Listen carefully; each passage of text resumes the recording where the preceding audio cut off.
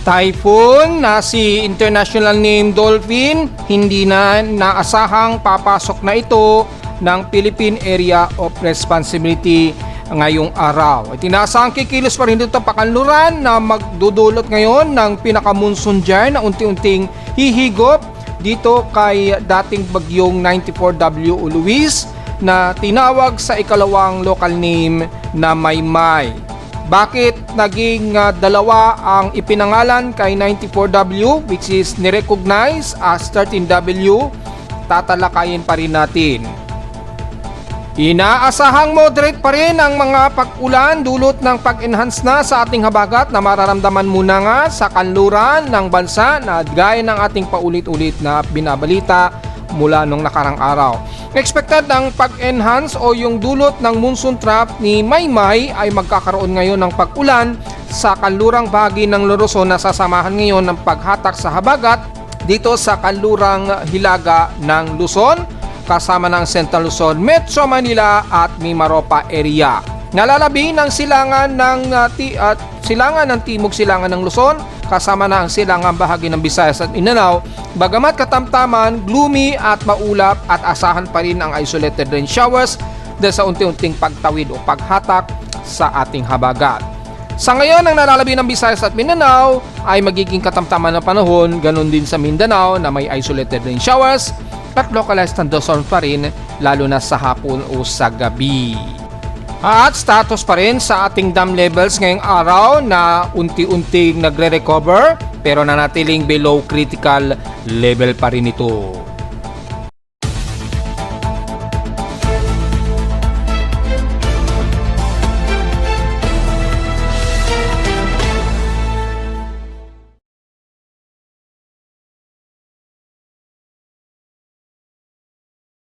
Hello, magandang tanghali na mga folks. Welcome po muli sa ating Daily Weather Bulletin at Analysis para sa araw ng Miyerkules, August 5, 2026. Ang oras sa ating boss meng magtatanghali na ay alas 11:51 na magtatanghaling tapa.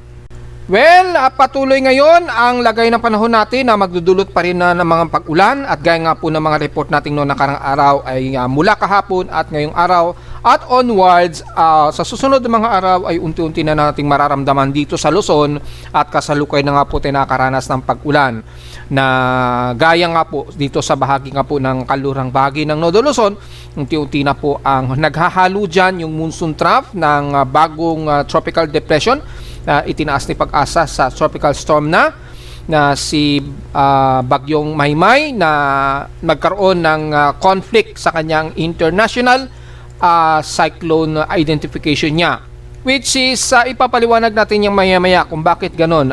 Yun kasi yung mga ibang senaryo na kung bakit minsan nagkakaroon ng pagkalito kapag nagtatala ng mga bagyo, yung mga iba't ibang weather agencies, tapos hindi nagtutugma tuloy kapag nagkakaroon tayo ng comparison sa ating local cyclone monitoring. Kaya ina-advise ko lagi sa mga kababayan natin, kung gusto nyo po na laging nakaantabay kayo sa pinaka-official lagi ng lagay ng panahon, visit lamang po kayo sa mga official natin na mga weather bureau, lagayan na lamang ni Pag-asa. Kasi may mga pagkakataon na tayo po kasi ay hindi lang naman local cyclone data ang ginagamit natin, gumagamit din tayo ng mga iba't ibang multi-cyclone data mula sa iba't ibang bahagi ng bansa o iba-ibang mga weather agencies nga po.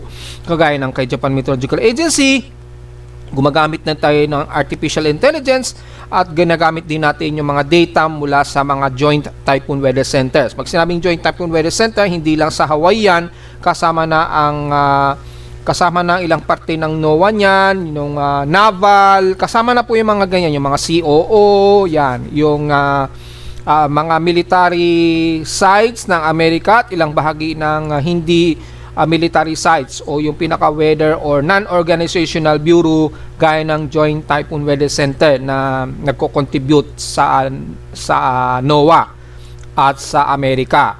So dahil iba-iba pong ginagamit natin, inaasa natin na meron talagang magkakaroon ng conflicting, which is papaliwanag natin yan maya-maya. Sa ngayon muna, lagay muna na panahon natin sa bansa at makikita natin sa ating dashboard sa PIMO Weather webpage ay ang malawakang pag-ulan ngayon dito sa bahagi nga po ng kanluran ng Zambales, at bahagi po ng La Union, Pangasinan at Ilocos Sur area. Mapapansin nyo po yung daloy ng ulap na may dalang ulan ay pahilagang silangan ng galaw nito. So inaasahan natin ang Bataan hanggang Metro Manila magkakaroon po tayo ng mga pag-ulan yan. At meron po tayong bagong in-update which is sinabi ko na po yung pinupost natin. Napansin nyo may pinupost na tayo. Ito ang tawag na 24-hour rainfall forecast. Si Pag-asa kasi merong ganun. Kaya lang wala kasi sila sa kanilang webpage pero pinopost nila yan sa kanilang Facebook page. So dahil meron silang ganun ay na-discover ng inyong lingkod na kung saan nila kinukuha yung forecast. Usually kay ECMWF lang talaga nila kinukuha yung mga ganyang forecast at yung mga IFS na tinatawag o yung WRF.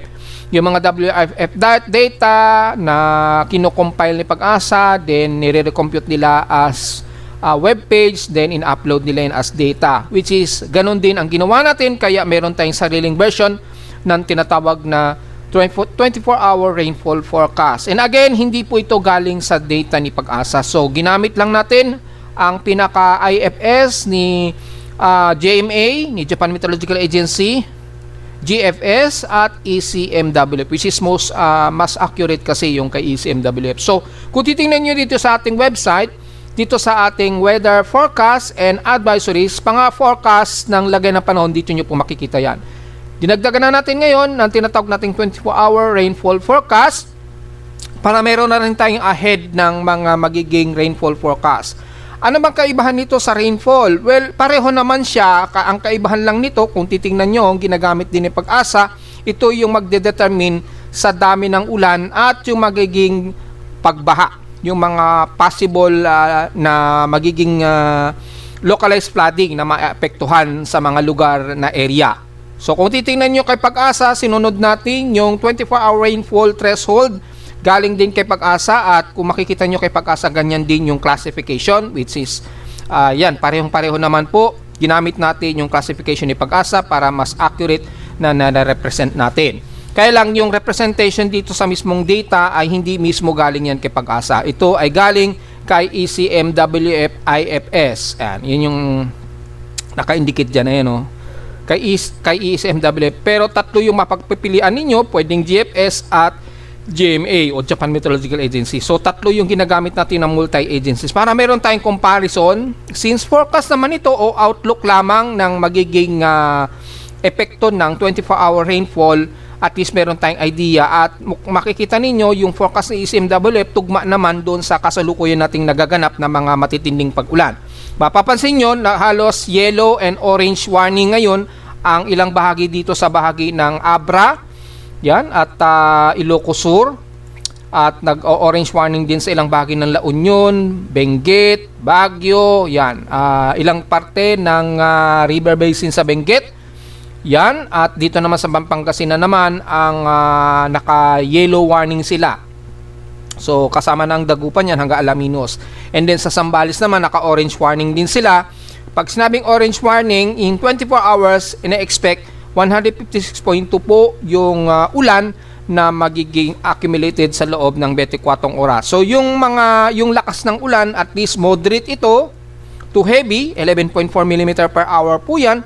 So mayroong category of numerous flooding. Kung matitingnan nyo kay Pag-asa, ay ibig sabihin yan ay maari na itong magdulot ng mga matitinding pagbaha, lalo na sa mga low-lying areas, urbanized areas, at likely ang landslides. Ayon yan sa pinaka-threshold na identification ni Pag-asa. So, sinusunod po natin yan. At mula dito sa Metro Manila, ang Imus at Cavite, halos buong Cavite ay apektado ng yellow warning ng pag-ulan po. Kaya ingat po sa mga kababayan natin dyan sa Cavite. Posible kayong magkaroon ng 50 to 100 mm na ulan dyan na magdudulot po ng localized flooding o matitinding pagbaha. Sa Mimaropa naman, hindi lusot dito ang Mindoro, yan, at least 52.3 mm o 4.1 mm. Although mapapansin natin at least mga light rain showers to moderate lang sa loob ng isang oras. Pero sa 24 hours ay maaring umabot sa yellow warning at least 50 to 100 mm po. So posible pa rin kayo magkaroon ng mga localized flooding at kaya naka-yellow warning kayo, kaya at least may idea po tayo. So ang medyo delikado lang talaga ng todo dito sa bahagi po ng Zambales, ilang portions ng La Union, Benguet, Baguio, at dito sa bahagi po ng Al-Abra. Yan, medyo nakataas daw sa orange warning yung posibleng bahain kayo dyan kapag nagtuloy-tuloy po yung mapag-ulan.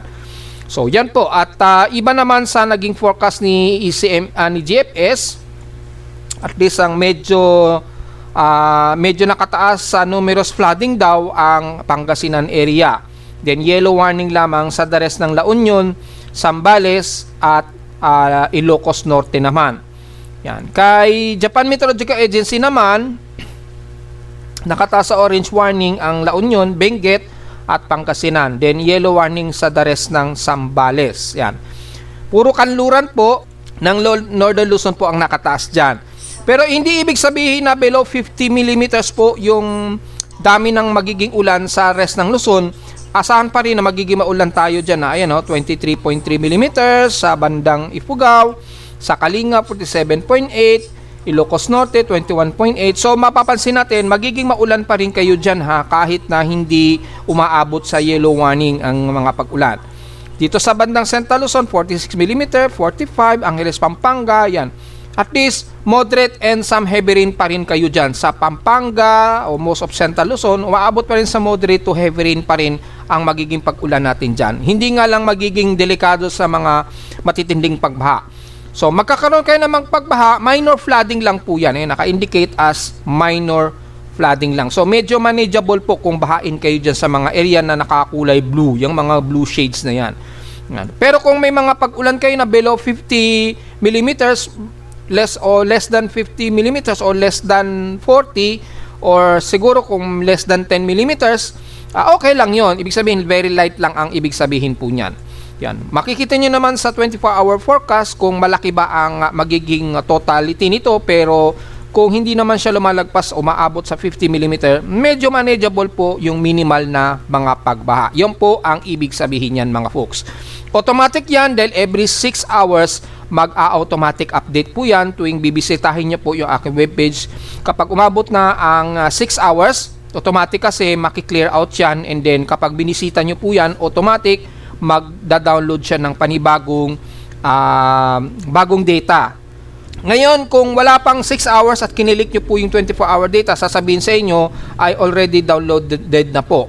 Ibig sabihin, nasa loob pa siya ng within 6-hour period. Pinag-aaralan ko pa kung bababaan ko pa ba yan sa 3 hours, pero kasi ang pagbabago kasi ng forecast ng panahon ay every 6 hours lang talaga. Masyadong maaga kung mga 3 hours. So sinusunod natin yung pinaka-operational, yung SOP na 6 hours o every 6 hours mag-update para mas reliable yung pagbabago po dun sa pinaka-forecast. So yan po. So kung i-click nyo po yan, isasabihin lang sa inyo already downloaded po. Then i-reload lang po ng page. So every 6 hours po magbabago po yung data niyan. So sa ngayon, ito ngayon yung 24-hour na magiging forecast po. Pinost na natin yan kanina, kaya tumagal-tagal po tayo ng report, kaya tinanghali tayo ng report dahil dumadami tuloy, lalo yung detail na ating nire-report niya. Parami na ng parami kasi maraming nagre-request sa inyong lingkod na magkaroon ako daw ng mga detalye. Mas thorough na report. So yan po ha, para malinaw yan mga folks. Samantala sa mga pagkulog at pagkidlat naman, kung titingnan po natin mga folks, ay ang bandang Extreme Northern Luzon may mga pagkulog at pagkidlat, at ayon sa ating dashboard as of 11:28 AM, meron tayong at least mga 180 na lightning strikes. Pero kung titingnan natin sa pinaka-thorough o detail o real time, as of 12 o'clock, 12:01 ngayong tanghali, kakapasok lang, meron na tayong 167 lightning strikes. Mostly extreme Northern Luzon po ito. Yan, i-activate natin yung ating satellite imagery. Yan, makikita po natin dito ang mga kumpul na kulapan. Nagdudulot ngayon ng mga matitinding localized thunderstorms. Yan, mga may violent thunderstorm na umiiral sa may bandang Babuyan Islands o bandang Cagayan, sa may bandang Babuyan Islands.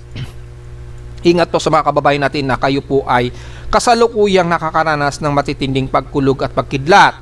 Pero mula sa Metro Manila ay wala naman po. Ang layo niyan mula sa amin ay nasa 138 km ang layo mula sa amin sa Caloocan. Nangungulugan lamang na wala naman tayong pagkulog at pagkidlat dito din. Masyadong napakataas ng ating saturation na mahigit sa 90%. So, medyo maliit ang tsansa na magkaroon na ng interaction sa mainit na temperatura na magbunsod po ng mga localized thunderstorms. Pero nadedetect yan ng aking lightning detection system at makikita po natin yan dito sa pinaka live at real-time na monitoring natin.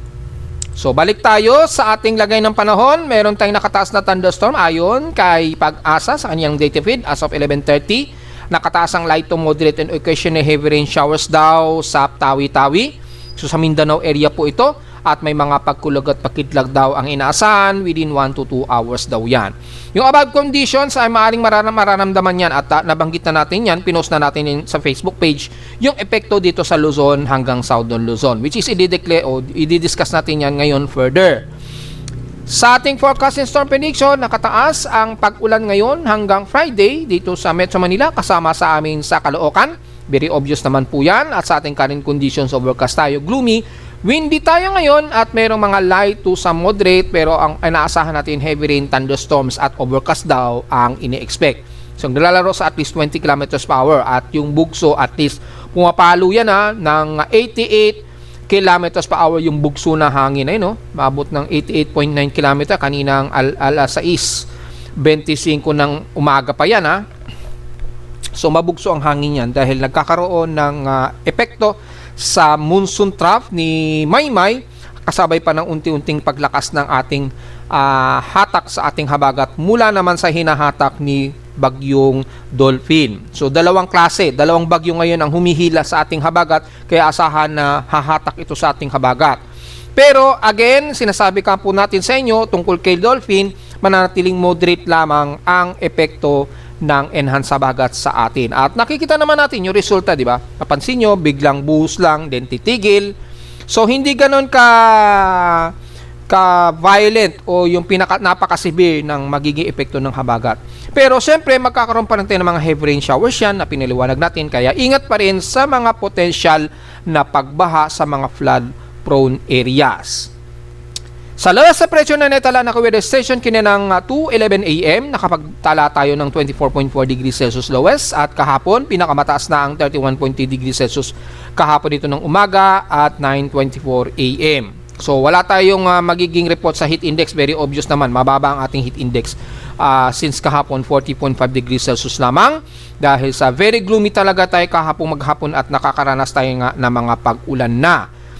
Sa PH16 past 24 hours, nangunguna po ang Borongan, Eastern Samar na may 35.2 degrees Celsius na mainit since kahapon. So mapapansin nyo, silangang bahagi ng bansa medyo moderate o katamtaman ng panahon kalimitan dyan. At mga ilang mga isolated lang na pag-ulan. Sa kanluran lang talaga ng Pilipinas, kapag may ganitong sitwasyon, tayo mas uulanin. Sa lowest temperature naman sa Baguio, 17.2 degrees Celsius pa rin sila, almost stationary. At sa Inola naman, ang Iba, Zambales, nakatotal sila ng 85.5 mm total rainfall. Samantalang sa amin sa Caloocan kahapon ay nakatotal lamang kami ng 27 mm total rainfall. Pero ngayong araw mas madami. Nakatotal kami ngayon ng 25.4 mm ngayong araw na ito at kasalukuyan kaming merong light rain showers at 1.80 mm rain rate. Ayan kitang-kita at nakikita nyo naman yung kulay, light blue. Ibig sabihin light rain showers yan. At real time nagbabago-bago yan depende sa lakas ng buhos ng ulan. So meron alam na po ng mga taga-subaybay natin at gumagamit ng ating webpage yung reference niyan. So katumbas yan sa loob ng 7 araw ay 71.4 mm tayo. Total rainfall namin ngayong August ay 85.5 mm na po. So mababa pa rin siya kumpara sa 466.7 mm na average rainfall namin for the month of August. So, sustained wind naman, ang pinakamataas, ang Subic Bay daw, na may 21.6 km per hour, na mas mababa kami, na 5.1 km per hour lamang ang average wind speed namin since kahapon. So, hindi masyado mabugso. Ngayon lamang na medyo bumubugso-bugso yung hangin mga folks. At sa atin namang outside humidity, meron tayong 93% at tumaas ito ng 7% since last hour. So, very gloomy at very concentrated po ang ating outside humidity dahil nga po sa medyo masungit na panahon. At barometric reading natin ay 1,003 hectopascals and steady ito since last hour. So hindi ko alam kung mag-suspend ang mga panghapon na klase. So no idea tayo dyan. Pero hindi naman ganun katindi dito sa Metro Manila. So pwede pa rin may pasok. Magdala lamang po tayo ng mga payong mga folks. And steady ito since last hour yung ating barometric reading. At sa ating high tide, low tide status, pa-high tide pa lamang po tayo within 2 hours. So moderate to high pa lamang yung sea level. At gaya nating sinasabi, maalon po sa kanlurang bahagi ng buong Nodo Luzon hanggang Mimaropa sa Palawan. Ingat po dahil umiiral na po yung paglakas ng ating habagat. Ingat po at kung maaari ay wag muna tayong pumalaot dyan sa may bandang northwestern Luzon. Dito siguro sa bandang Palawan pero alalay na lamang po sa mga mangingisda na pupunta ng Kalayaan Group of Islands. Malakas pa rin yung hangin dyan dahil sa paghatak unti-unti sa habagat. So sa atin namang almanac, sumikat ang haring araw kaninang 5:40 AM at lulubog po ito mamayang 6:23 PM. At sa ating moonrise and moonset at 60% illuminated na po na warning gibbous.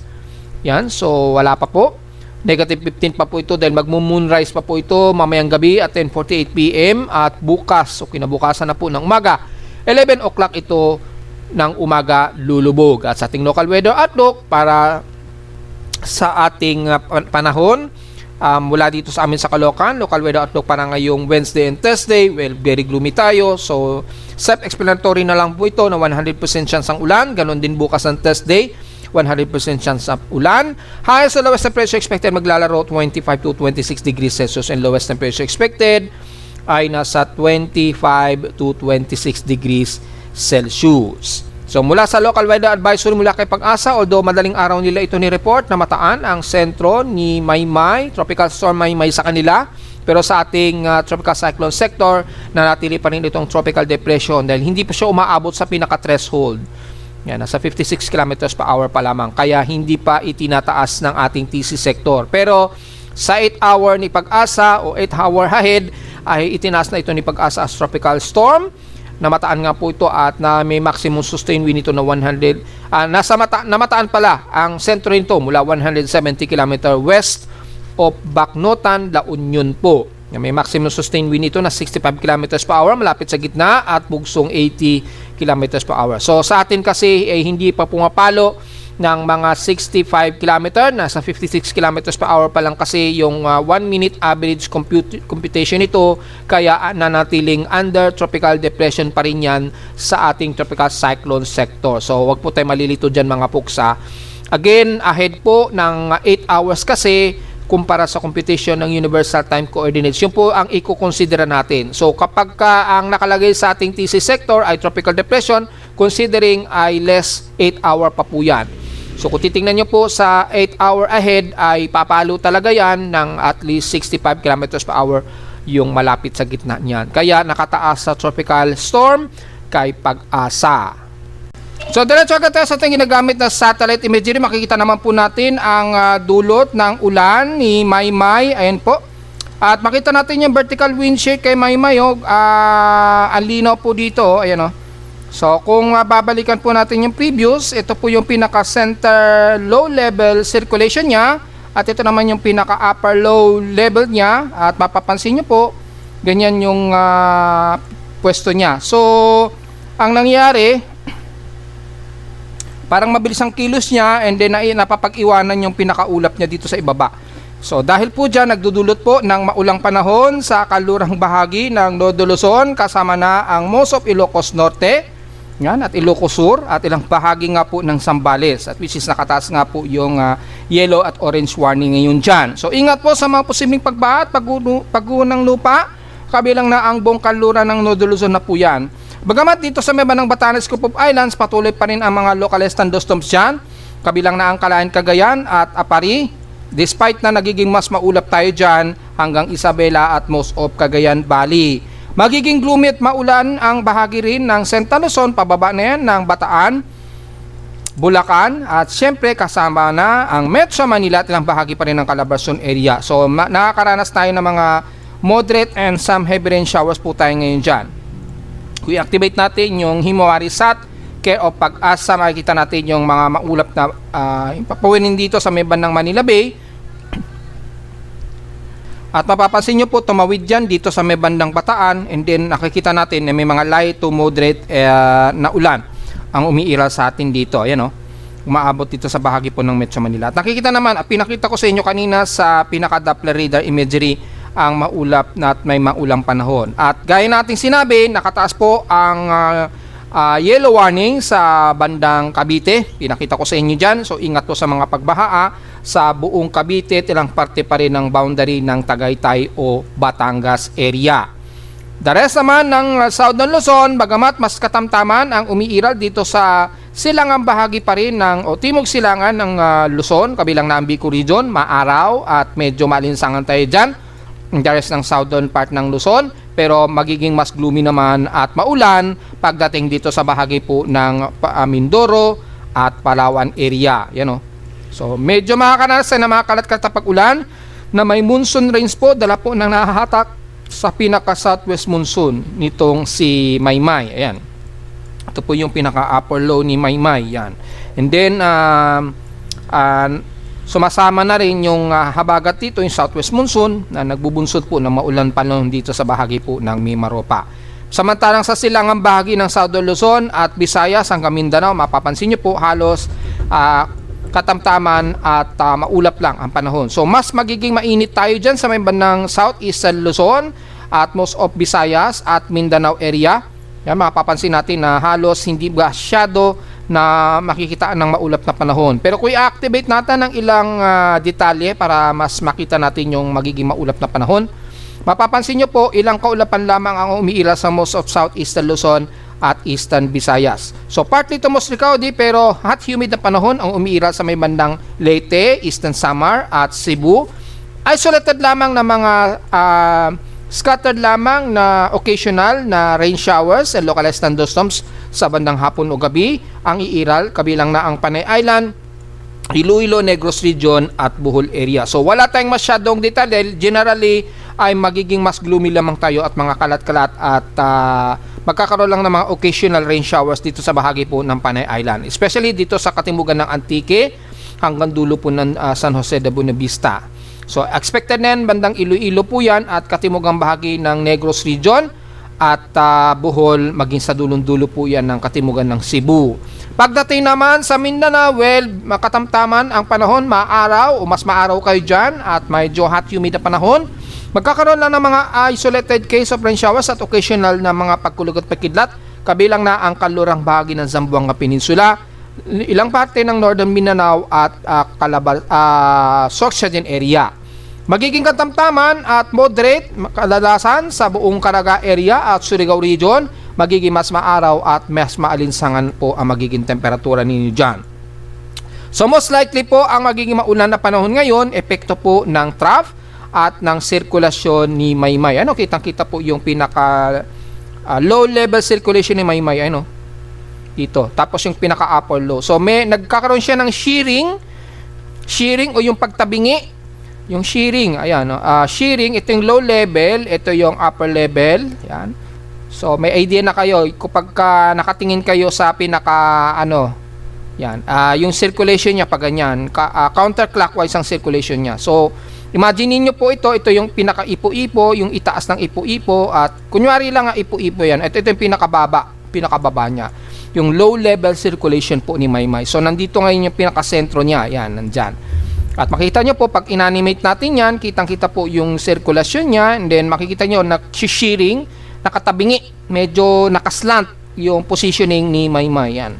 Mukhang malakas po yung pinaka-vertical wind shear dito sa katimugan or mayroong malakas lang na hangin dito sa upward low at upper quadrant ni Maymay na itutulak dito pa timog yung position ng upper low circulation niya. Kaya nangyayari, tumabingi siya o pumaling yung tayo niya. Yan, kitang-kita po yan. Hindi kagaya nitong si Typhoon Dolphin, pulidong-pulido po ang sirkulasyon niya at kitang-kita po yung pinaka-center eye, yan, yung pinakamata ng bagyong Dolphin at makikita po natin na medyo nahahalo pa rin yung pinaka malamig o may mga hangin na malalamig o dry air na humahalo dito sa pinaka eye wall o inner eye wall o outer eye wall ni Dolphin. Pagamat continuous pa rin ang situation ni Dolphin at patuloy pa rin nagdubunsod dyan ng mas maulap at grabe na rin ang sungit ng panahon sa mga isla dyan. Mapapansin nyo rin po, nagkakaroon na ng pinaka-monsoon jay itong si Dolphin na nag-i-interact dito kay Maymay. Mapapansin nyo po dito sa katimugan, ipopost natin. Makikita nyo po yung pinaka-monsoon trough na hinahatak dito unti-unti ngayon ni Dolphin. Ayan. So, nagkakaroon na sila ng unti-unting interaction ni Dolphin at unti-unti yung ilang trough ni Maymay medyo sumasama na dito sa pinaka-inflow ng monsoon trough ni Dolphin. So kapag bukas nakatawid na dito sa may bandang silangan itong si Maymay, unti-unti hahalo na yan sa pinaka-monsoon trap nitong si Dolphin. Magkakaroon ng Fujiwara just in case maglapit pa sila mga bukas po. Kapag naglapit pa sila ng todo nitong si Dolphin at ni Maymay. At kapag nangyari po yan, magbubunsod po yan ng pagsayaw ng dalawang ito at syempre mas malakas kasi si Dolphin ay mahihigop niya itong si Maymay. Panigurado yan, mahihigop niyan si Maymay. Then hahalo yan sa pinaka-monsoon trap dito ni Dolphin. So asahan natin habang nagkakaroon ng interaction silang dalawa, asahan na magiging maulan pa rin at tuloy-tuloy na magiging maulan ang hilagang bahagi po ng Luzon at madadamay pa rin ang Metro Manila sa magiging maulan dahil sasabay dito ang paghatak at pag-enhance sa ating habagat. So mapapansin nyo, moderate lang talaga ang magiging epekto sa enhance sa bagat dahil po dito kay Dolphin, gaya nga po ng lagi nating paulit-ulit na nire-report nung nakarang araw. Magdudulot lamang tayo ng enhance sa bagat pero moderate lang talaga ang epekto nito. Dahil again, masyadong compact itong si Dolphin, hindi naman siya lapad nitong si dating bagyong Inday na 800 km po yung diameter ni Inday. Samantalang itong si Dolphin naglalaro lamang sa 700 km ang pinaka-diametro niya. So mas maliit siya. Kaya yung paghatak niya dito sa pinaka-monsoon trap hindi ganun kalakasan ang hatak nito, kaya hindi masyado o moderate lang ang enhance sa bagat na mahahatak ni Dolphin. Nataon lang na nagkaroon tayo ng pagtawid nitong si Maymay mula sa pagiging Tropical Depression Luis nung isang araw kahapon at pagtawid niya naging si Maymay naman po. So, yan, ang mangyari naman si Maymay, tatawid na naman siya. Para siyang nagpapatintero, discuss po natin yan maya-mayang konti.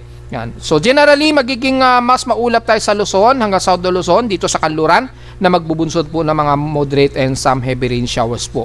Habang patuloy pinaiigting ni Maymay itong ating southwest monsoon. So magiging moderate lamang ang bahagi na ito ng Visayas at Mindanao. So probably ang suspendido lang na klase probably dito sa bahagi na ito ng Nodal Luzon. At patuloy pa rin na ang klase o yung may pasok dito sa parte pa rin ng Visayas at Mindanao area. So diretso naman tayo sa ating ginagamit na computer-generated tropical cyclone sector. Ito na po at mapapansin nyo po mula sa pangalang Luis, natawag na siya na Maymay. Well, una kagabi ay nagpost tayo ng pinaka-context kung papaano na si Luis ay naging si Maymay.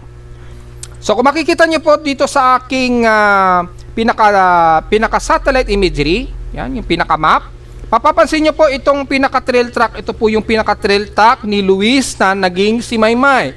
Kung mapapansin nyo noon, bago siya maging si Kujira, ay yan ay si 94W or Luis. Nabuo yan since noong July 29 po. Ayan o. July 29 po siya nabuo. And then nakapasok na ito ng Philippine Area of Responsibility by July 31 po ng mga bandang tanghali na o bandang umaga, ganyan. Nakapasok yan ng Philippine Area of Responsibility. Pero nanatili pa rin itong low pressure area, yan, low pressure area pa rin siya, hanggang sa ito'y lumapit dito sa by August 2. And then kahapon nga po, by August sa isang araw, August 3, ng madaling araw, ay itinaas ito as tropical depression, na itinaas din ni Pag-asa. Tinawag itong si Luis. Kaya nagkaroon tayo ng Tropical Depression Luis kahapon. At lumapit ito sa may bandang silangan ng Dinapige, Isabela. Una, nagkasiguran aurora muna ito. Then bago ito maglandfall kahapon, mga kahapon po ng hapon, banda, ay nandito na sa pinaka-Dinapige, Isabela. And then bago maggabi ay tumawid na po ito ng Dinapige bilang Luis po. Yan. Siyempre, nung tumawid siya dito sa landmass ng Nodo Luzon, tinawid dito ang Ifugao at Mountain Province, kaya naging bumaba o humina po yung kanyang sirkulasyon, na naging low pressure area uli siya. Sa pagitan nito ay kinat down o parang pinutol na po ni Pag-asa at since si Joint Typhoon Weather Center hindi naman nila itinaas itong si Luis bilang isang active low pressure area. Although sa international weather agencies ay nanatili itong nasa 94W nga. And then nung tumatawid dito kagabi, bago mag alas 11 ng gabi, tinawid dito ang Mountain Province at Ifugao. And then bago maghating gabi, mga alas 11, nakalabas na ito sa kanluran ng Candon, Ilocos Sur. Yan. At habang nandito na yun sa karagatan kagabi, ay nagre-intensify siyang muli at naging isang tropical depression, which is nirename naman ito ni Pag-asa bilang si Maymay dahil dito pa lang kahapon kinat down na nila yung forecast para kay Luis. Kumbaga parang kinonsider nila kahapon na ito ay nalusaw. Yon, nalusaw ayon kay Pag-asa. So mayroon tayong data niyan mula sa pinaka-official ni Pag-asa, mula sa advisories, weather advisories in the Philippines. Dito niyo po makikita ang history niyan. Yung pinaka-data niyan, hindi ko pa nagagawa yung pinaka-data niyan at kasalukuyan naka-record yan sa aking JSON files sa aking web server mismo. Hindi pa natin nagagawa niyan ng pinaka-historical. So sa ngayon, yung magagamit muna nating historical ay mula sa data feed ng mga images ni Pag-asa. Mapapansin nyo po, ayan, kahapon, ito po yung si Luis, mga 8 PM, habang tumatawid dito sa member ng Mountain Province at Ifugao, dineclare ni Pag-asa as dissipated. Di ba? Nakita nyo po? Yan. Dissipated na siya. Dito, confusing, 11 PM, dineclare noong August 3, so nung isang araw yan, dineclare ni Pag-asa si Luis ay nalusaw na. Pero, to nakatawid o in real time sa aking TC sector, tumatawid yan dito sa member ng Ifugao at Mountain Province. Yan. Naging low pressure area lang siya, so sa hindi maintindihan o maipaliwanag na dahilan, ito ay dinisipate o kinonsider na nalusaw na raw kay Pag-asa. Then, pagdating kagabi ay biglang pagtaas naman ni Pag-asa. Nung kagabi, mga alas 11, dineclare naman nung nagre-intensify itong C94W, pinangalanan naman na Maymay. Yan. Since si Japan Meteorological Agency, doon pa lamang itinaas ni Japan Meteorological Agency C94W bilang active low pressure area. So nagkaroon ng parang conflict dahil si Japan Meteorological Agency kagabi lamang niya itinaas ito as tropical depression din. Hindi kahapon. Kahapon, low pressure area lang siya. Yan, low pressure area lang siya. At tong si Luis, iba pa yung pangalan ni Japan Meteorological Agency kay Luis, and except doon kagabi. So, kagabi, pinangalan kasi ni Japan Meteorological Agency na may international name Kujira, kaya tinaas na rin ni Pag-asa as Maymay naman. So, parang kinat off yung galaw nitong si Luis. Pagdating dito, dineclare nila as dissipated, and then kagabi ay nagre-intensify kasi bigla, so parang tinawag na nila ito as new tropical cyclone. So ganun po ang nangyari. So nakita niyo naman sa pinaka-record, di ba? Pero kung makikita niyo sa aking tropical cyclone sector, malinaw po, tumawid po yan. Ayan, oh.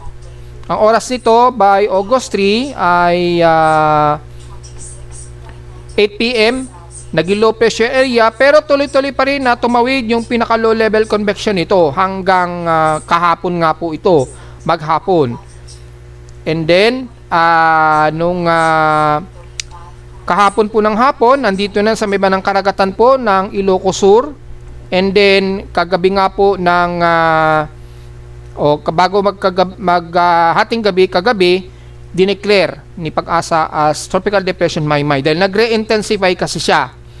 Pero kung tutusin, siya pa rin yung 94W na dating Luis na pumasok dito or naglandfall dito sa may bandang Isabela na dineclare ni Pag-asa na nalusaw na. Pero sa aking TC sector, tuloy-tuloy lamang si 94W hanggang sa nakalabas ito ng bandang kanluran ng Northern Luzon. So, ganun po nangyari, and then nagre-intensify muli siya, naging tropical depression, which is, ayun na nga po, natili pa rin itong nasa 94W. Ngayon, dahil na-recognize siya ng international weather agencies, lumakas ito at naging tropical depression, in-identify na lamang niya as 13W na. Yan. So, tinaas na as 13W. Dahil noong itong si Luis, naging tropical depression, hindi pa ito nire-recognize ng mga ibang Joint Typhoon Weather Center. Low pressure lang. Yan, naging low pressure area lang sa mga ibang international weather agencies. Hindi nila ito itinaas as tropical depression. Kagabi lang. So, ganun po yung paliwanag niyan, pero nanatiling C94 siya. Bago ito maglandfall kahapon bago ito maglandfall sa Isabela hanggang sa ito'y nandito na sa bandang kanluran ng Ilocos Sur. Nanatiling si 94W yun until na mag-decide nga po yung mga international weather agencies, tawagin na lang siya as New Tropical Cyclone Identification. Pinangalan itong 13W. Yan. Pero yung si 13W ay si 94W pa rin po yan. Nagkaroon nga ng conflict sa isa nating monitoring, ito yung uninterruptible, nagkaroon tuloy ng error o conflict.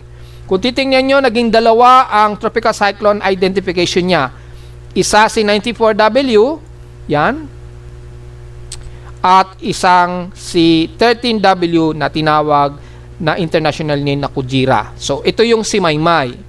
So dahil dalawa ngayon ang naging identification niya sa iisang code, international code na 94W, nagkaroon tuloy ng problema yung aking dashboard dito. Isa lang naman ang nagkaroon ng problema. Yan, ibabalik natin ha. Yan. Kaya tinan mo, nagkaroon ng conflict. Ang nangyari tuloy yung aking script, yung webpage script dito, yung may nilagay tayong artificial intelligence. Ito kasi itong mga program na ito sa ating computer generated tropical cyclone sector, ginawan ko siya ng isang script, webpage script na artificial intelligence sa automatic. Papangalanan niya yung bagyo at automatic niyang isusort off yung mga pangalan ayon sa local name natin at tinawag ni Pag-asa. Yung mga bagyo ni Pag-asa, automatic sinusort off yan. Ang tawag natin dito sa tropical cyclone sector na ito ay tinawag ko po siyang Ernie B. Yan. Again, sa mga hindi nakakaalam, ang tawag ko sa artificial intelligence na ito na isang webpage script ay tinawag ko siyang Ernie B dahil may corresponding na ibig sabihin kasi yung Ernie, mahaba. Pero ano yan, isang intercode lamang na representation ng AI, na isang AI script. AI script po ito. Parang webpage script siya, pero meron siyang sariling desisyon na magpangalan sa mga bagyo, mag-arrange, mag-compute ng kanyang average wind speed sa kanyang 10-minute average, mag-compute sa kanyang movement, at magpangalan dito at magbigay ng kategory at magbigay ng tracks. Yan. Hindi ko po mano-manong ginagawa yan. Si Ernie po, Ernie B ang gumagawa po niyan. Kaya kahit iwan ko yan sa web server, automatic ginagawa po ni Ernie B yung process na computation ng galaw ng bagyo at direction ng bagyo, and then sinisignify niya. Ngayon, dahil nagkaroon ng conflict doon sa data, again dito, naging dalawa kasi yung international code, yan, isang 94W at isang 13B, pero dahil si 13W ay si 94W pa rin, nalito tuloy yung artificial intelligence natin, nalito siya. Nalito yung isang artificial nalito itong si Ernie B na natawagin itong Luis or Maymay. Ang nangyari tuloy, dineside na lang ni Ernie B, tawagin na lang na Neneng, kasi si 13W kasi ay Maymay na. At si 94W naman ay si Luis. So, ang nangyari, dalawa tuloy yung naitawag sa kanya ng resulta, nireconsider na lang tuloy ni NEB na Neneng. Tinaray ko siyang burahin, kinocommand ko si NEB na alisin ang pangalang Neneng, inaalis naman niya, and then automatic, madedetect na naman niya ito, madedetect na naman niya kasi itong dalawang to, hanggat na riyan yan sa international server, magre-recompute na naman si NEB, then tatawagin na naman niyang Neneng. So kahit sabihin ko kay Neneng na i-remove mo yung pangalang Neneng dahil hindi siya identifiable pa, hindi pa siya tinatawag ni Pag-asa. So inaalis niya muna, then after 30 minutes ibabalik na naman niya uli ang pangalang Neneng kasi sinasabi ni Eni na meron kasing dalawang tropical cyclone akong nadedetect sa loob ng Philippine Area of Responsibility sa loob. Dalawa kasi ito, pareho silang 94W. So, dalawang pangalan agad na bagyo, si Maymay at Luis, ang ipinangalan ko dito sa dalawa. So, hindi ko naman pwedeng i-replace ang dalawang ito dahil si Luis na ito at si Maymay. So, ang nangyari, magde-decide ako ng bagong kasunod ni Maymay at ni Luis. Sino bang kasunod ni Maymay? Di ba si Neneng? So, yun yung logic ng artificial intelligence na tinawag kong si NEB. Sa mga nagtatanong, bakit ba NEB ang tawag ko sa artificial intelligence ng aking tropical cyclone sector? Kaya tinawag ko siyang tropical cyclone sector na lang imbis na NEB. Si NEB ay isa nating iniidolo yan na pinakamagaling, para sa akin po, isang pinakamagaling na weather forecaster. O Eni Baron, di ba? Si Eni Baron po, yung pinaka-iniidolo natin dyan. Kaya tinawag kong artificial intelligence nito as code NEB. Para na rin sa pagkilala ko kay Eni Baron na siya ang para sa akin ay pinakamagaling na weather forecaster. So sa kanya ko po ipinangalan yung artificial intelligence nito. Isang web page script na ginawa ko po ito ng halos 6 na buwan para ma-perfect na kusa itong magkakaroon ng sariling desisyon. So, nagkaroon siya ng sariling desisyon. Kaya lang, nagkaroon ng conflict doon kay 94W at kay 13W. Kaya tuloy, nag-decide na lamang si NEB tawaging Neneng. So, kahit burahin ko po yan manually, ibabalik din automatic yan nitong web page script na ito. Automatic, ibabalik niya uli. Kasi sinasabi niya palagi, may dalawang bagyo kasi rito eh. May dalawang bagyo pa rin ako na-detect. Isa si Luis at isa si 13W. Hindi ko naman pwedeng tawagin niya o i-recall yung dalawang cyclone na ito as yung S16 uli dahil magkakaroon ng conflict or sasabihin ng AI hindi ako pwedeng magdoble ng dalawang pangalan na Maymay at o kaya dalawang Luis, hindi po. Kailangan kasunod ng dalawang bagyo na ito na si 94W at 13W. So yun ang nasa pinaka-intelligence nitong si NEB o yung ating TC sector. So napapagkamala ng TC sector natin na dalawa tuloy ang bagyo na nagdaan na after ni Luis and then si Maymay. And then yung bagong pumapasok na nagko-conflict ulit sa system niya ay si Neneng. Kaya dito nakalagay Neneng. Pero dito sa taas, normally Maymay siya. Yan o. Yan. So na-adjust naman ni NEB o ni TC sector na pangalanan si Maymay dahil naka-interject code siya as 13W. So nakalock automatic naka-lock in yan. So, kung ano yung nagbago sa pinaka-international I-code, let's say 12W, 13W, 11W, so on, ilalock down niya yon. So, ito, dito sa itaas, Maymay ang nakapangalan.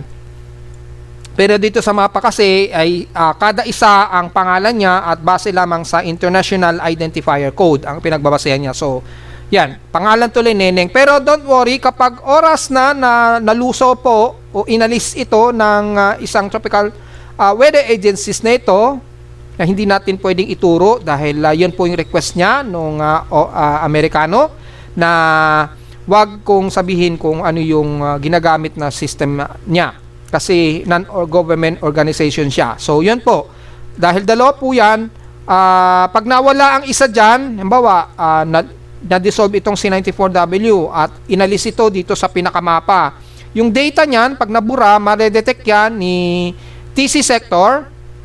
Diyan pa lang, automatic, magiging si Maymay na yan. Magiging Maymay na yan, automatic. Ganun po. Yan. So, kahit hindi ko galawin yan, bahala na po si TC sector or NEB codename NEB na AI na tinatawag ko sa aking weather monitoring system na siya na po bahalang mag-adjust. Automatic i-adjust yan kasi kahit anong gawin ko po dyan, kahit burahin ko yan, babalik at babalik yan sa neneng eh. So yun po, wala tayong magagawa talaga dyan, hindi natin makokontrol yan. Ganon po ang power ng isang artificial intelligence.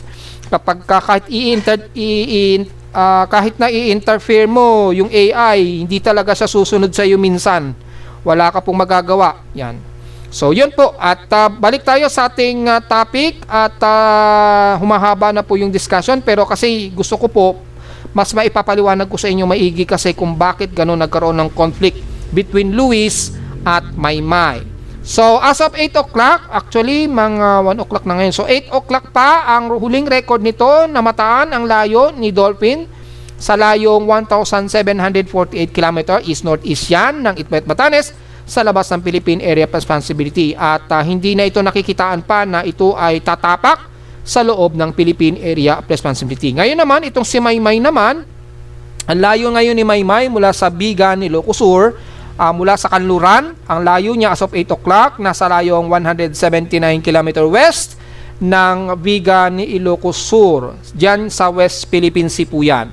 Yan po yung galaw niya.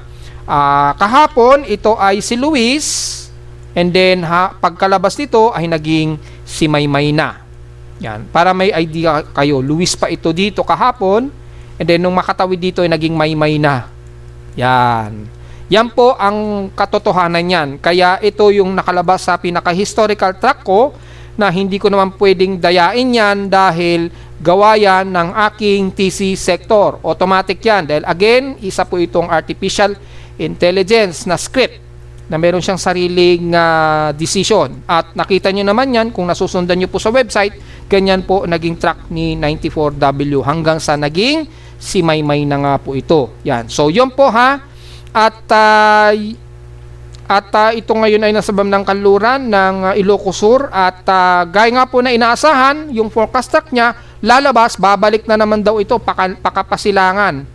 Mula sa ating tropical cyclone track combination, mapapansin natin dito kay Pag-asa, mula kanina, ay kikilos ulit ito, pasilangan, ayan, mapapansin nyo po, and then babalik siya sa pagiging tropical depression dahil maglalandmass po yan, hanggang mamayang gabi, hanggang bukas po yan ng madaling araw. Yan o. So, nangyari, para mas maintindihan ng lahat, pumasok siya ng Northern Luzon as Luis. And then, nung lumabas ito kanina as Maymay. And then, ngayong araw, babalik na naman siya. Babalik na naman siya sa landmass and then tatagos na naman siya dito.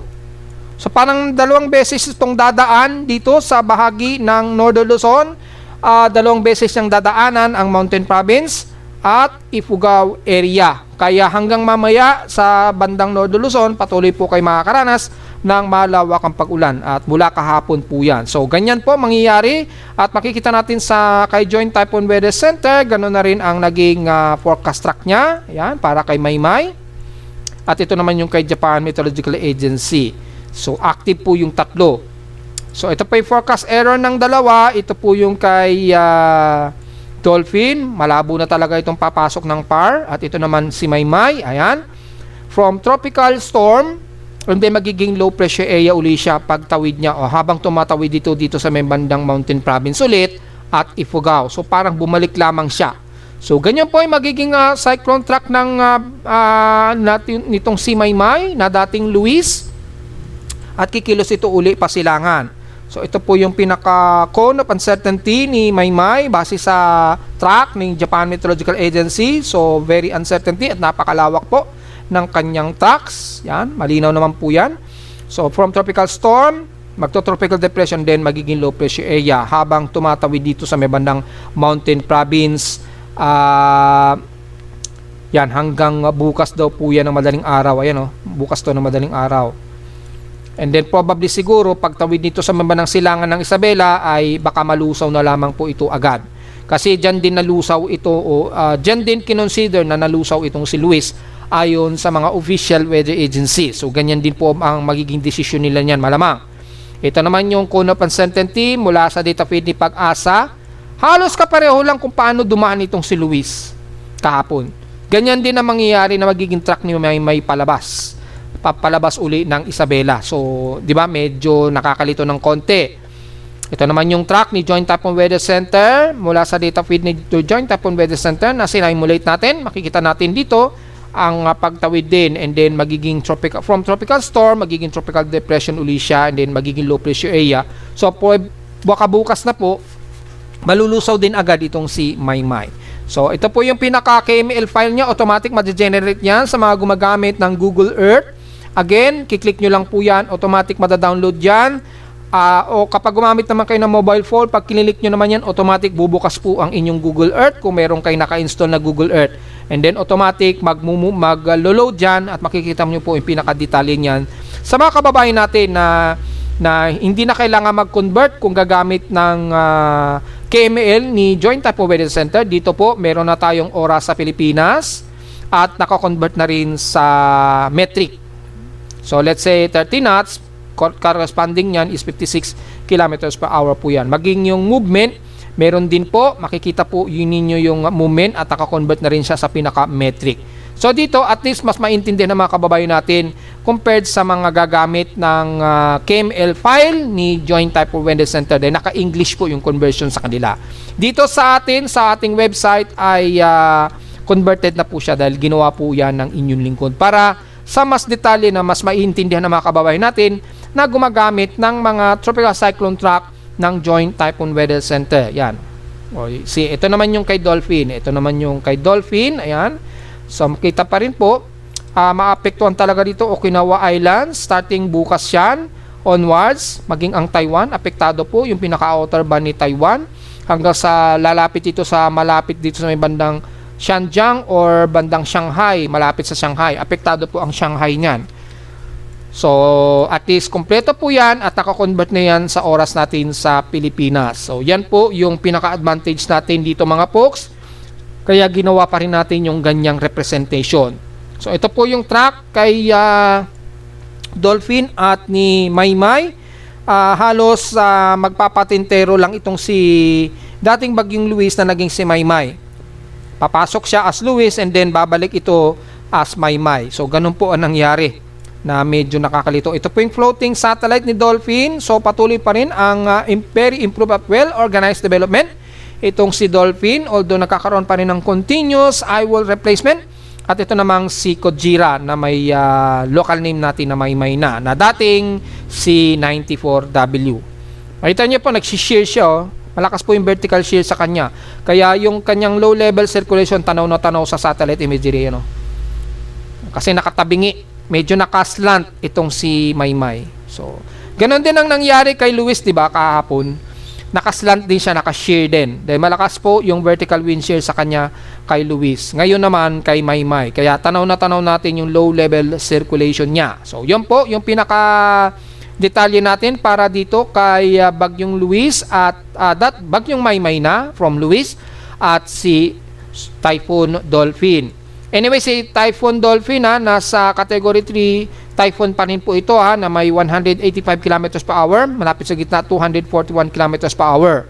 So yung 1 minute average na ay typhoon category siya at 163 km per hour at bugsong umabot ng 212 km per hour. Kumikilos ito pakanluran sa bilis na 17 km an hour, samantalang si Maymay naman ang kanyang central air pressure niya so far ay 999 hectopascals na at mukhang dito pa lamang siya papalo sa pagiging tropical storm maya-mayang konti, siguro mga 2 PM, tingnan natin.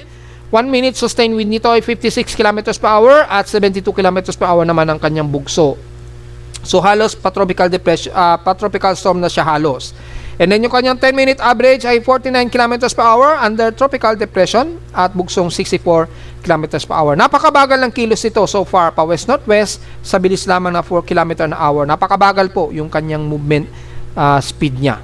So kapag ka nag-maintain yan, baka aabutin pa yun bukas na hanggang nandyan pa lamang yan sa Pempenaka Mountain Province pa siguro kung ganun lang kabagal yung galaw ni Maymay. So yan po yung pinaka-detalye ngayon natin para dito at sa kanyang ensemble naman, kung titingnan po natin yung ensembles mula kay Maymay, makita natin very compact o halos maliit na lamang yung cone of ascent niya. Dito lang talaga dadaan yan. Mag-iifagaw lang talaga yan at magma-mountain province and then tatagos ito dito sa Isabela. Yan. So, medyo naiiba lang si Joint Typhoon Weather Center. Medyo mas mataas yung trajectory niya. Yan, sa bandang Ilagan naman siya tatagos. Then papasok ito mamaya mga bandang Bigan, Ilocos Sur.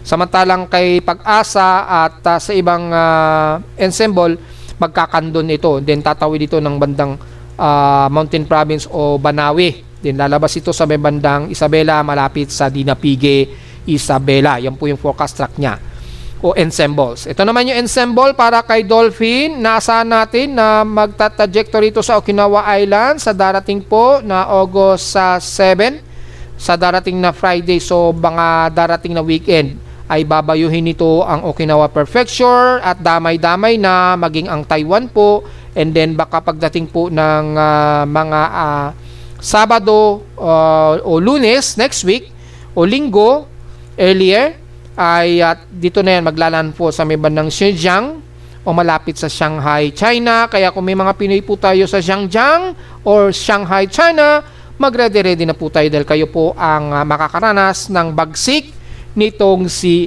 Typhoon Dolphin.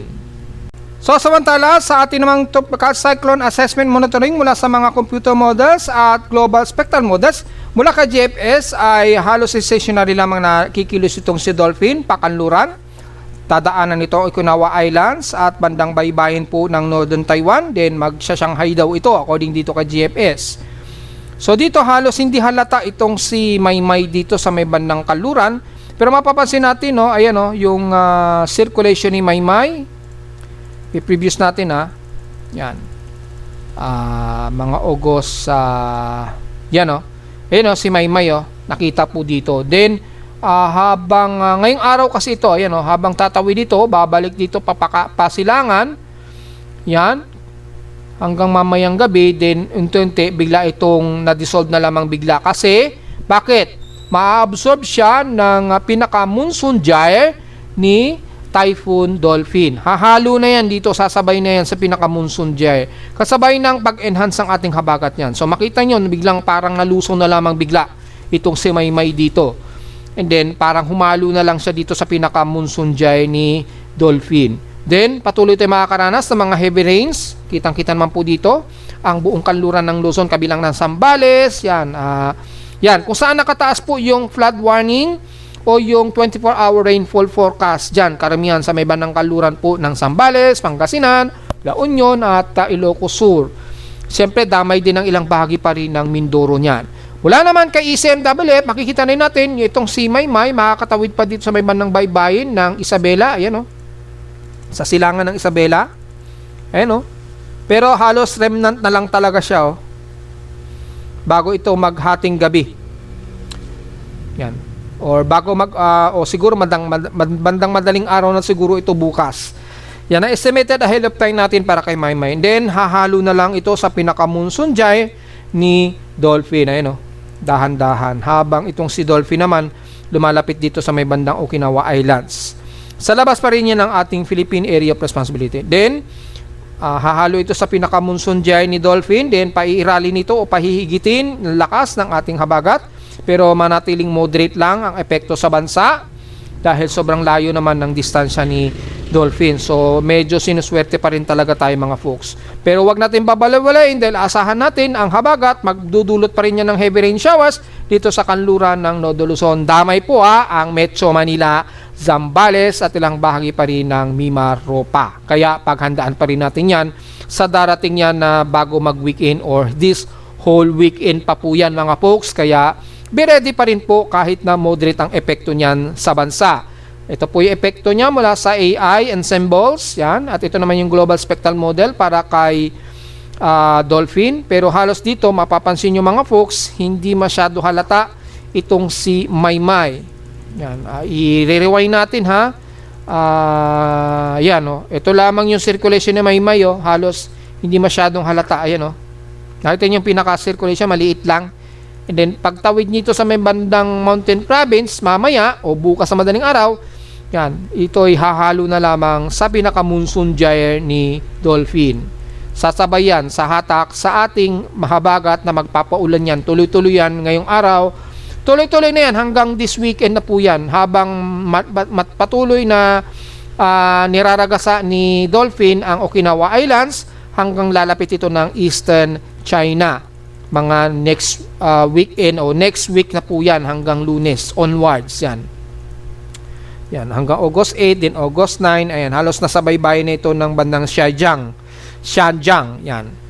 So, apektado ang mga kababayan natin dyan. Kung may OFW tayo sa may banang Shanghai ha, be ready na lamang po mga folks. At sa Pilipinas naman, yung epekto lang talaga ng habagat sa atin ang magdadala ng mga malawakang pag-ulan mula sa timog kanluran ng bansa. Kabilang na ang kanluran ng Nodo Luzon hanggang Mimaropa. So mula sa ating tropical cyclone strike probability, mapapansin natin after kay Maymay, Luis at ni Dolphin, may makita tayong series of tropical wave na naman na mabubuo dito sa silangan ng Guam sa labas ng Philippine Area of Responsibility. At mapapansin natin yung isang bagong low pressure area, C96W. Mapapansin nyo po, pa-northwestward po ang kilos ito. Ito po yung C96W. Yan, ito yung C96W. Ito naman si Dolphin. Yan. Ito si Dolphin at si Maymay. Yan. So si 96W gaya nga po na sinabi natin, hindi po yan banta sa Pilipinas dahil ito ay hihilaga o tatarik ang kanyang paghilaga dito sa may bandang Eastern Japan. Kaya wala so far na nakikitaan tayo. Although mayroon namang bagong Coriolis na namataan na naman tayo sa bandang Mid-Pacific. Although sobrang layo po nito sa may bandang Marshall Islands, pero titingnan natin dahil mukhang pakanluran na naman ang pagkilos nito. Kung maalala nyo po, sinabi ko po sa inyo, 3 hanggang 5 ang posibleng bagyo ang mabubuo sa atin sa loob at sa labas ng Philippine Area of Responsibility. So kung titingnan natin dito sa ating tropical cyclone activity at genesis mula kay ECMWF, at mula August 10 po ito according dito in 144-hour time. Yan. By August 10 po ito ay ito na po yung C96W at mapapansin natin meron na naman panibago. Meron na naman panibagong ma-develop na isang bagong tropical wave at mataas nasa 80% ang tsansa. So hindi natin alam kung magkakaroon ng Fujiwara ito between 96W, hindi natin alam. Pero at least meron na tayong idea kung magiging aktibong low pressure area man ito, mabubuo ito sa may bandang northern part ng Mariana Islands. And then, kung kikilos ito pakanluran, mukhang malayo na naman itong papasok ng Philippine Area of Responsibility. Kung sakali mga folks. And then, by 168-hour period, kung may data siya, yes, merong data. Ito ay August 11, kinabukasan. Ayun, so mukhang itong bagong low pressure area mabubuo ito sa bandang Northern Mariana Islands and then bigla itong sasama dito kay 96W. So mukhang safe ang Pilipinas na mayroong aktibong low pressure area na lalapit o magiging banta sa Pilipinas. So mukhang wala tayong inaasahan na magkakaroon tayo ng medyo peligro na low pressure area sa labas ng PAR o lalapit man lang sa ating sa PAR until next week po. Yan, medyo good news tayo. Extended outlook tayo within 240 hours or August 14. Tingnan natin, baka mga 15 meron na namang bago. According dito, mukhang meron, ayun, pero mababa ang chance na ito, at least 40%. Ito, medyo babantayan natin dahil medyo mababa ang trajectory nito ng konti. Pero napaka-disorganized niya at hindi pa masyado klaro kaya dahil napaka-long range na po ang forecast nito. Ito yung TC strike probability. So ito yung magiging galaw siguro nila 96W at isang bagong low pressure area kung may mabubuo. Ito po yung naging trajectory ni Dolphin at ito naman itong si Luis at si Maymay. So mukhang medyo safe tayo sa Pilipinas. Hindi gaano magiging delikado yung mga pagdaan ng bagyo sa Western Pacific natin. Yan. Salamat na lang sa El Nino, kaya ang nangyayari yung galaw po ng mga bagyo ay masyadong malalayo. At dahil sa malalayo po nabubuo ang mga bagyo, usually agad itong humihilaga bago man lang lumapit sa kalupaan ng Pilipinas. Yan. Dahil kung nataong La Nina yan, malamang itong si, halimbawa lang during La Nina, halimbawa po sa atin, probably itong si Dolphin baka tumatawid na yun dito sa may bandang Central Luzon siguro or bandang Southern Luzon, tatawirin yan. Kung sakali, mabababa ang magiging trajectory kasi lalakas po yung high pressure area sa taas, so yung steering environment ng mga bagyo, pakanluran talaga at mababa, padaos-dos. Kaya yun na lang ang magiging side effect during La Nina. Buti na lamang meron tayong strong El Nino to super El Nino pa. Yan. So, ang nangyayari tuloy, maagang lumalayo yung mga bagyo. So, yan po yung pinaka-latest natin para sa lagay ng tropical cyclone na ito at explanation natin for context para kay Luis o pagitan ni Luis at ni Bagyong Maymay. Samantala, kamustahin ulit natin yung ating hydrological advisory at sa ating mga historical dams. Tingnan natin kung nakaka-recover na ba itong si Angat at Magat Dam. Well, bad news pa rin dahil hindi pa rin nakaka-recover, pero kung titingnan po natin dito mga folks ay nakaka-recover na kahit papano itong si Angat at Magat Dam. Mapapansin nyo po, since August 1 ay tumataas yung kanyang water level reservoir. Ito yung August 1 nasa 155.41, then August 2 naging 155.45, then by August 3 naging 155.41. So mapapansin nyo po, pataas ito ng pataas. Dito medyo bumaba pero nakapagtataka. Ito ay sa Angat Dam, bahagyang bumaba, pero si Magat Dam nasa 163.5, then naging 164.4. Pero si Angat Dam ay nasa 155, bumaba uli, and then kahapon tumaas dahil umulan-ulan tayo, naging 156 from 155, naging 156.6, and then ngayong araw ay nasa from 156.6 meters, ngayon ay naging 157 meters na.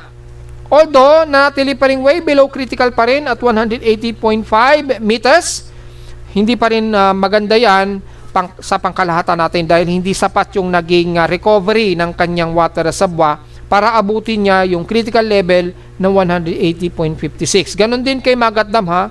So wag pa rin po tayong magdiwang dahil hindi pa rin maganda yan. Bahagya lang tayong nasupplyan ng tubig ulan pero kulang o hindi po sapat yung tubig ulan na naibuhos sa paligid ng mga dam na ito. Kaya hindi pa rin po maganda yan. Kung titingnan natin yung total ng yung pinaka total ng water reservoir natin since January, mapapansin nyo po mga folks, yung level ng dam, naka-recover siya after ng umulan tayo nitong mga nakaraang linggo. Yan o. Pero noong during summer, talagang tuloy-tuloy na dumaos-dus po yung ating water reserve. Nung tag-ulan, nakaka-recover ng konti pero hindi po sapat dahil way below pa rin talaga siya sa 180 meters. Yan. Dito lang siya nag-critical by May 5. Then pagpalo ng May 6, May 5, then May 9, ayan, dito na to bumababa yung, dito na po nag-critical itong si Angat Dam. Then tuloy-tuloy na po itong dumaos-dos hanggang nitong nakaraang buwan. So hindi pa rin po good news yan mga puksa. Kahit na nagkaroon tayo ng bahagyang pagtaas ng water level, hindi pa rin sapat yung dami para magkaroon ng pag-recover sa nawalang dami ng water reservoir. Samantala sa ulat lindol, kani-kaninang konti lang ay nagkaroon tayo ng isang magnitude intensity 3 na lindol. Pero nung mineasurement ko yan ay dyan na naman yan sa bandang Sarangani, which is ito yan sa may bandang Balut Island, Sarangani. Magnitude 4.4 ito kay Phoebox. Naganap ito kaninang 1:13 PM. Mga 1:13 PM po ito, yan o. And then, kanina, mga alas 12, nagkaroon ng magnitude 6.4 na may epicentral depth of 13 km. Ito po yung na-detect na ating seismometer kaninang tanghali. Ito po yan. Nakalibrate na natin yung ating seismogram kaya nababaan natin yung gain. Kaya nakikita na natin yung mga pagyanig. Ayun, no? So nakita natin, na-detect po yung magnitude 6.4 sa may bandang Sarangani, Davao Occidental. Pinost ko na yan sa Facebook page. Yan, na may epicentral depth of 13 km. Yan. Although kaninang madaling araw ay mayroong naunang magnitude 4 mula sa Jose Abad Santos, Davao Occidental, na may magnitude 4 kanina.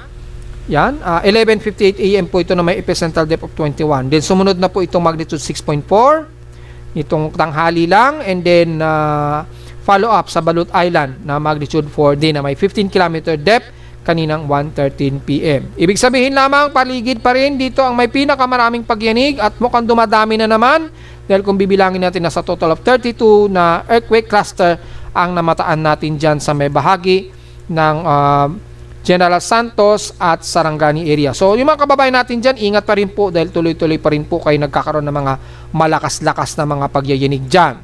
Yan. So yan po, at naipost ko yan dahil nag-alarm o nag-detect ng ating seismograph. Wala namang itinaas na shake map. Yan. Meron po, ayan na. Nag-update na po si USGS. So yung shake map, kung titingnan natin, at least mataas po ha, color red, medyo mataas ang kanyang intensity. Yan, medyo mataas po. Ito po yan, sa may Sarangani, at least umabot ng at least intensity 5 sa paligid ng Sarangani. Halos 5, intensity 5. Yan. Ayan o. Halos intensity 5 po yung lakas niya. According dito sa shake map intensity ng US Geological Survey. Yan. Intensity 6 siya. Nung nag-arrive ito sa amin sa Caloocan, intensity 3 na lamang po ito. Yun po yung naging significant impact. Ito po yung lakas ng general wave, at yung kulay, kung titingnan natin dito, ay at least intensity 4 na-detect dito sa isla na ng Glan, General Santos. Intensity 4 yan sa Glan, sa Malapatan, hanggang dito yan sa paligid ng Katabaw. Yan po yung mga areas na yan ang apektado. Yan, at sa may bandang Glan.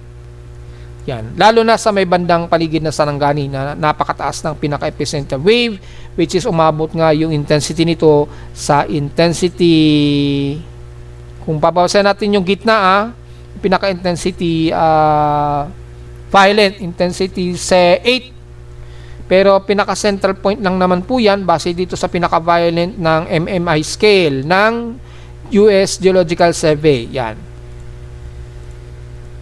So yan po yung pinaka-latest niyan ha, i-update natin yan sa Facebook page. Ngayon, may tsunami ba? Well, double check natin sa tsunami warnings. Mula kanina wala namang nakataas na empirical waves, pero double check na rin natin sa ating tsunami warnings kung mayroong advisory mula sa pagyanig dito sa may bandang paligid ng Davao Occidental. Well, base dito sa ating PMOWeather Tsunami Event Monitoring at sa ibang agencies ng NWS Tsunami Report, dito magnitude 6.7 po yung measurement sa kanya. Napakalakas. 6.4 naman kay PBOX. So, epicentral depth naman ito base sa long period seismogram, 62 kilometers ang lalim. So, wala namang tsunami analysis, walang tsunami warning sa ibang bansa. Sa atin sa Pilipinas naman ay mukhang wala rin. Wala rin tsunami threat na naitaas itong si PBOX. Pero dito, kung patitingnan natin, magnitude 7.0 siya magnitude 7.0. Pero sa atin, 6.4 lang doon sa ating mga huling measurement na pinost natin sa Facebook page. So, walang tsunami threat na nakataas. So, kung titingnan uli natin sa ating earthquake tracking, kung nagkaroon ng ripple sa mga karagatan, kahit konti, ma-measurement man lang natin yung sea level. Yan, mula sa Davao City, tingnan natin kung tumaas yung ripples. Mukhang wala. So, wala pong tsunami warning na nakataas dahil hindi naman gumalaw yung measurement ng buoy dito sa may bandang Davao City area. Wala Walang naging ripple, so wala pong tsunami warning po mga folks. Normal naman po. Dito, mas malayo naman yan sa Palau. Wala naman po mga folks. So, good news. Wala pong tsunami warning na nakataas. Maging sa pinaka-actual monitoring natin for tsunami ng sea level. Wala. Normal lamang po yun mga folks. At narito naman natin 3-day weather forecast para sa araw ng Miyerkules, August 5, 2026.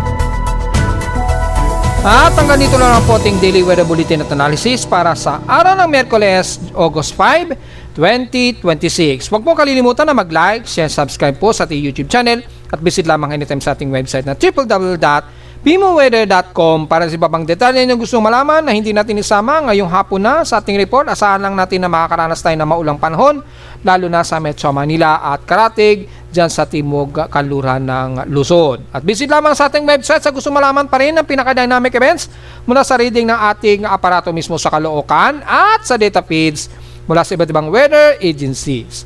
Maraming salamat po mga folks at magandang araw po sa ating lahat.